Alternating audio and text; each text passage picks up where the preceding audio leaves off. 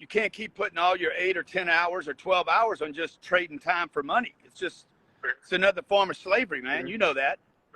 So that's not an old game. They haven't given up on that slavery game. They want to trap 8 billion people, man. And so all of you out there, like, you got to get off that. You got to get off the time for money train. You got to figure out how to leverage so that you're not selling time. You're not trading your time. And the only way to create wealth is to do that. There is no other hack to wealth other than figuring out how to get money when you sleep. And I like to sleep. That's the bar. That's the bar. A lot of people believe that passive income is the key, but what do you think about predictable income? What do you think the difference is between passive and predictable income? I can predict my income. I know money I got coming in every day. Okay, so I got it coming every way you can get it, man. Like, you want to know when it's predictive. Means to me that means I'm not gonna wake up one day and it's gonna be gone. I can depend on it. It's indestructible, right? So there's a lot of ways to give it. We've all heard about the millionaire that has the 7 streams of income. Billionaires have thousands of streams of income. Okay, so that's a bar. So hey, look, what you're sharing with people, man. People. If you're listening to me, if you follow me, learn the game from this guy. Hey man. Now that we're speaking on it, I have a very specific community that loves what I've been able to share over the years. It's my black people. So my question to you, and they want to ask, they're in the comments right now, matter of fact. They want to know, why do you want to help black people with their finances? What type of interest do you have in them, and what is it? Dude, what's in it for you? I want to help all people. Okay, number one. Okay. But why black people specifically? Why are you so selfish? Hey, listen. When I was growing up, I'm very altruistic. I grew up, all my friends were black growing up. Okay. Yeah, actually, for the receipts, you showed it to me that day. But there's some people that don't understand and they don't trust it. So in what ways, outside of showing some type of documentary, would you be able to communicate it in a way that they will develop trust? Y'all just got to trust you want something you don't have. And I show up. I show up every day despite the noise. I show up every day. Like, I got a broken bone. I showed up the other night. I got 2 broken. This left shoulder's broken right now. Yeah, exactly. So look, I show up. What's my motivation? I care about people, man. And so, black, brown, white, young, old, male, female, 14 years old or 44 years old, let's go. I know that you guys, most of us are all struggling out there. If you grew up the way I did, you're struggling. So I'm committed to people that are struggling. And it just so happens, as you guys know, your community's been held down harder than any community on planet Earth. And so if I can offer help there, let's go. Now, if you guys can't trust a white man, that's your problem. That's on you. I keep showing up. And let me just say this. I agree with you. I got a lot of current receipts to say I am helping. Oh, yeah. That's without a doubt, right? But I got a lot of slack for defending your true love, your true intentions. And I understand why a lot of people have been insensitive to some of the comments that you made. How do you feel about the people that feel like they are owed an apology? Because I do, even though I understand you, and I understand your personality, I understand your heart, there's still people that got offended. What do you feel about giving an apology to those people so they can start building that trust? Or does it not matter to you? All I can tell you, does it not matter? All I can tell you guys, you guys that need a sorry, it ain't gonna pay the bills, okay? So and that's not gonna change what you know about me. You gotta find out who I am inside of me. If you guys want me to say something right, I'm the wrong guy. I don't know how to say anything right. I didn't go to a school that taught me how to say everything right and get everybody to love me. Look, I'm white. I don't understand what the black community goes through. I don't understand what women go through. I offend women all the time. young people don't understand me. Well, because I don't understand young people the way they talk today, right? So like I can't get it right with everybody, guys. And so the thing is, I had an opportunity to be in your proximity, to receive the value directly, and to exchange value, to see it. Not everybody's going to be able to see it and feel it. So, dude, 80% of what I do is free. Like there's 12,000 videos sitting on YouTube. You don't ever have to pay a penny. We didn't even have ads until YouTube started forcing me to put ads. I've never received Google Cents ad dollars in 12 years because I didn't want anybody bouncing on my material. I don't want the ad dollars from Google. Fuck a Google. I want to help people, okay? And so guys, you guys just got to look at how often I show up. How many guys that have put a brick on the board are showing up every day? You show me another fucking Billy killer that's showing up every day to help people. Yeah, you probably do 200 interviews a year plus. A lot of people, if their lives and their conversations were recorded at that type of volume, there's no way possible you can please everybody. I've offended men, women, fat people, veterans, poor people, rich people, Goldman Sachs, Bank of America, Citibank. I offend a lot of people, man. I got a T-shirt that says, "I apologize in advance." Okay, that's fair. That's fair because I had a brand called Likeable Assholes, and we catered to a specific personality type that was really direct. However, I discontinued the brand once I realized that I can still help without offending as much as possible. Well, that was just me. You start helping tens of millions of people a year, and I promise you 2 million people are going to be pissed off at you every year. Fair. So I agree 1,000%. I agree 1,000%. So let me ask you one last question.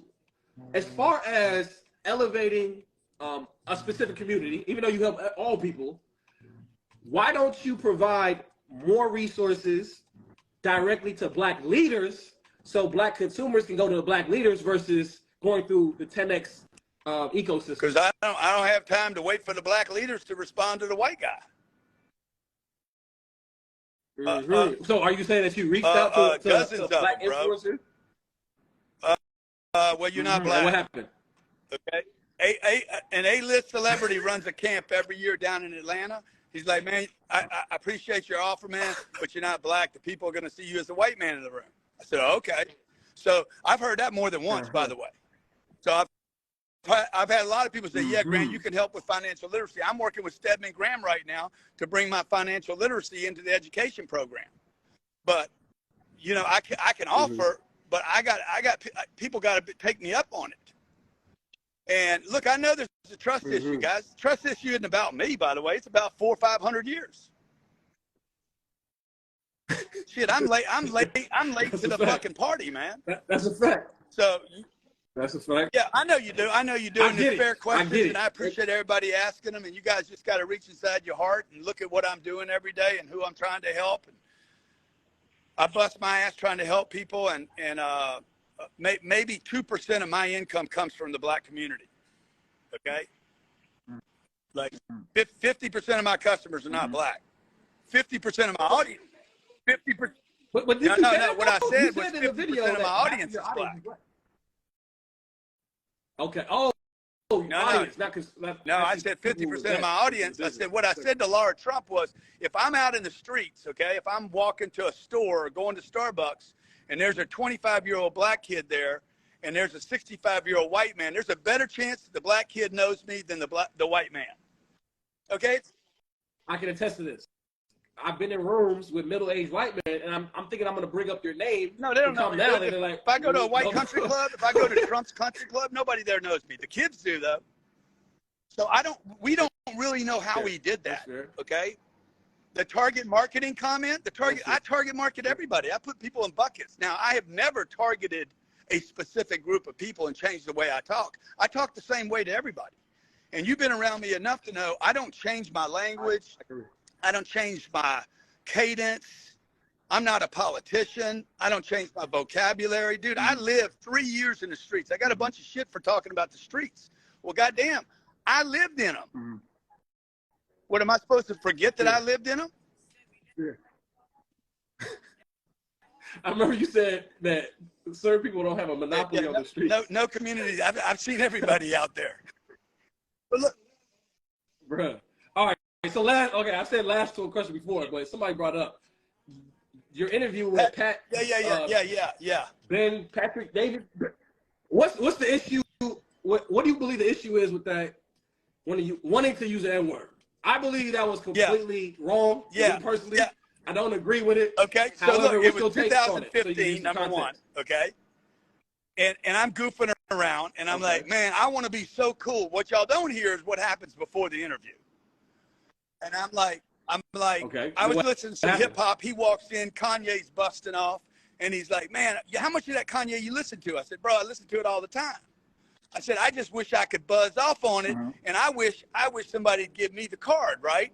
And if somebody's going to clip this right now and use it again against me, okay? If Kanye himself gave me permission, I would still not use it. The point was, I would like to be so accepted. You understand that Maddie would be like, man, you one of us, man. But I'm never going to use that word. Why don't you believe that people accept you without having to use that word, especially the history? No, but even suggesting that you would want to use it to be accepted. No, I do. You don't see the issue there at all? I was answering it. It was 9 years ago. Okay, I wouldn't ask for it. Like even answering your question right now, somebody's going to clip it and use it against me again. No, I get that. Trust me. I trust you when I say I get it. But in order for the people that understand you more, especially people who are black that understand you, that rock with you, that defend you whenever somebody brings up your name, just like I would with anybody, no matter what race or age, I needed to know how to respond in a way that is clear on what my stance is. It was just insensitivity to the issue, right? I mean, I don't know what else to say about it. At some point, I would be like, I ain't gonna even talk about it anymore. I mean, I think that's what I don't believe anybody should use the word, first off. But when somebody who's white, he wants to use it, the sensitivity nature is there. But I do find a lot of hypocrisy when it comes to that word. But that's a whole other conversation. But anyways, I got my questions off. I definitely appreciate you, as always, the value that you provide. I told people all the time that the 10X ecosystem, bar none, is the most structural, informative, and most impactful educational system and comprehensive system that I personally experienced. And the proximity that I had to you, Jared, Ryan, Mandy, is for me to extract that information and be able to share it with my people. How much money so I appreciate you for always inviting me in the rooms, giving me free access, diamond access, pulling me in when people try to stop me at the door, making sure I'm appreciate you, man. And I'll continue to be your friend and be supportive. I appreciate who you are. I want to continue to share my audience with you and your information and your intelligence, man. You got a long game in front of you. Man, appreciate you, man. All right, God bless you. I'll see you next time. God bless. God bless. All right, y'all. So we're gonna go right back into the reason of this call, which is to share how Shopify has been paying me anywhere from $200 to $1,500 a month passively, and it's through their partnership program. So a lot of people, when we want to generate extra cash flow or more cash flow, we look for a way to start a new business, right? In order to be a business owner, you don't have to start a business from scratch, yo. You can leverage resources that already exist and become an affiliate for it. That's one of the cheat codes, yo, the cheat codes. So one of the examples I was able to tap into was back in 2015, where Shopify said, we'll give you 20% for anybody that you bring in Shopify for the length of their membership. So there's people who I moved to Shopify who've been paying $14 a month, $79 a month, $100 a month to $1,000 a month, which I get 20% of for the life of their business, right? So imagine a lot of people say, yo, I want to generate more cash flow, more income. Then I ask them, so how much money do you want to make? How much money do you want to generate? You know what answer I usually get? Oh, I want to make $1 million. Everybody says this general, I want to make $1 million response versus looking at your current lifestyle, asking yourself, how much income do you need to sustain your current lifestyle? And if you have goals for a specific lifestyle, how much income would you need to sustain that? And I guarantee you that number is not going to equate to $1 million, right? A lot of our stress doesn't come from us not having $1 million. It comes from not having consistent income, consistent cash flow, whether it's predictable or passive, to maintain our current bills. Your stress comes from, dang, how am I going to pay my rent this month? Dang, how am I going to pay my car note this month? That's where the stress comes from. It doesn't come from not having $1 million, right? So my job is to share, based on experience, which ways I've been able to generate income with my business. But here's the thing. You realize the best way to generate income is to realize it's not about the income, it's about the outcome. And that's the process I want everybody to do. So today, my call to action is for everybody to create this document. This is a self-evaluation document that allows you to know who you are, what you do, how, and how you provide value. A lot of people would never have created a bio unless you had an Instagram page or a Tinder profile. You're doing it for others. What about yourself? You should have a short bio that describes quickly who you are, what you do, and how you provide value. That's the first thing you do. Second thing you need to do is create your biography. You do not have to be a celebrity, superstar, movie star, 90 years old to create a biography. Everybody on this earth should have a biography. Life. A written story about your life, right? The beautiful thing about this is that once it's created, it lasts generations. It can be passed down, right? If you package your biography in a book, guess what? It's there forever. It's published forever. If you documented your life history, it's there forever, right? And who throws books away? Nobody. They pass them out. Even when I'm done reading the book, I never say, oh, I'm done with the book, let me throw it away. What do? They pass it to the next person, to the next person. Your greatest asset in life is your biography, your autobiography. And whether you do it yourself, you write it about yourself, and you have somebody else do it for you, you need one now, today. All right? So let me show you guys my process, my framework in the biography. For my biography, I break down my story. I break down my personality type. I break down the things that I like. I break down my abilities, what scares me, my habits, my environment, and the declaration of my purpose on earth. I'm documenting it. And because I'm 33 years old and I plan on living a little bit longer, this is a living and active document, y'all. But the beautiful thing is, once you look at the past, it pays a future. It literally pays a road that leads to your future. It's hard to make goals if you don't know where you've been in the past. So here's an example of what mine looks like. Like I mentioned before, early on this live, for every year that I've lived on this earth, y'all, I wrote it down. So I was born in 1990. I wrote down every year that I was on this earth. And then I wrote down everything that was impactful in my life for each year.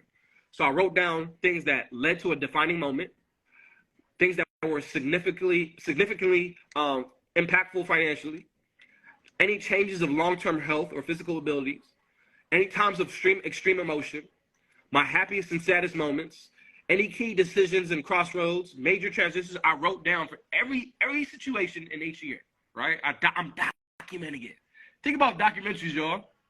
A documentary allows people to know where you've been, and it instantly raises your authority, status, and likability. There's so many people that did not like Kanye West, hated Kanye West. It's because they didn't understand him. Y'all, they didn't understand him. If they understand what he's been through, they can have a little bit more compassion on why people act the way they act now, right? Think about this. So not only is this biography beneficial for you, it's beneficial for others as well. So once we got the opportunity to see Kanye's documentary, we got to say, dang, he's been through a lot. He's been through ups and downs. He's been through trials and tribulations. He was able to overcome. He had a certain type of mindset. All these things were happening, and we were able to consume this content to have a new perception and perspective about this individual. Whether you like them or you don't like them, you have a little bit more understanding at the end of the day. So imagine if somebody else has a more understanding about you once you share your story. What about yourself? You think just because you lived through it, you understand yourself. You think just because you are you think you know yourself. You can only know yourself if you take yourself out of your life and document it and then look at it. That's what we're doing in this exercise, y'all. So in this exercise, we're documenting our past history, good, bad, the indifferent. And that's what I did here. Literally, everything that happened in my life, I'm documenting. All right. The next thing I did that was very impactful is I documented my abilities. My abilities were developed through what? The things I did for work. So for every year that I lived on this earth, what did I do to generate income in my life? I wrote them down, 2005 all the way to this year, 2023. My first entrepreneurship opportunity came from me selling candy in high school. I was making $26 a day. But most people, they know this story in their head, but they're not learning any realizations. What skills did you learn from selling candy back in high school? I'm documenting these things. What did I learn? What mistakes did I make? What relationships did I make? Not just how much money I made and move on. What hard and soft skills were developed over the years based on that specific activity? And then you realize, dang, I've been through a lot. I'm very valuable. I can take this. I can actually teach people now. I can turn this story and turn the pain into profit. Like my boy Trail says, he has a book coming out. I can turn any traumas into commas. I can turn my scars into bars. Anything I went through in my life, I can turn my pain into gain. Think about this, y'all. Right? But you have to document it before you can compliment it. All right? That's the bar. You have to document it before you can compliment it. So that's what we're doing now. In order for you to generate passive income, y'all, predictable income, you have to know yourself. And when you know yourself, you can grow yourself. That's how it works. When you self-evaluate, you can elevate. That's the bar.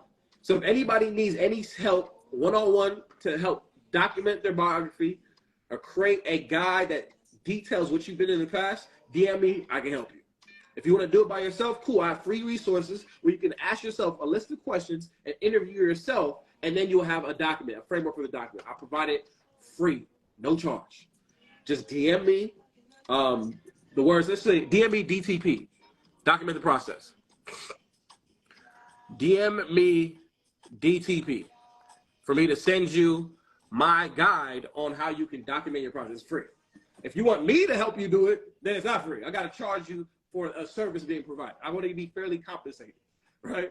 But I do provide do-it-yourself resources that you'll be able to easily implement and then turn that information into transformation. That's the bar. All right? Before I leave, I want to thank everybody for tapping in and getting wrapped in. We can answer any questions y'all want.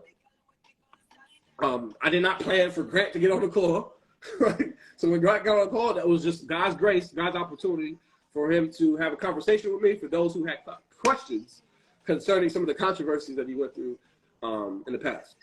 And I already made a document too on my feelings and perspective on it.